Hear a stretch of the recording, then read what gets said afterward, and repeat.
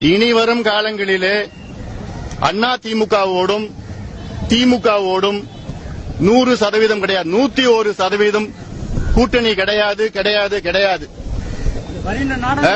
வருகின்ற நாடாளுமன்ற தேர்தலிலும் அதற்கு பிறகு வருகின்ற சட்டமன்ற தேர்தலிலும் அதற்கு பிறகு வருகின்ற அத்துணை தேர்தலிலும் இந்த திராவிட கட்சிகளுடன் ஒருபொழுதும் கூட்டணி கிடையாது. பாமக ஆளுங்கட்சியாக வரும். அதனால அதில் சந்தேகம் வேண்டாம். அந்த வகையில் எங்களுக்கு வளர்ச்சி இருக்கிறது. இன்று 3 ஆண்டு காலத்திலே உறுதியாக பாமக ஆளுங்கட்சியாக வரும்.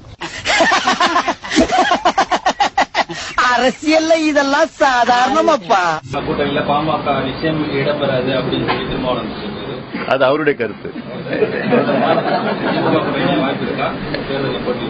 அதான் நீங்க பார்க்க தானே போறீங்க. பேசிக்கிட்டு இருக்கிறோம். முடிவு வந்தோடனே உங்களுக்கு நாங்க நிச்சயமா முதல்ல உங்களுக்கு தான் தெரியப்படுத்தும். பேசிட்டு இருக்கோம், அவ்வளவுதான்.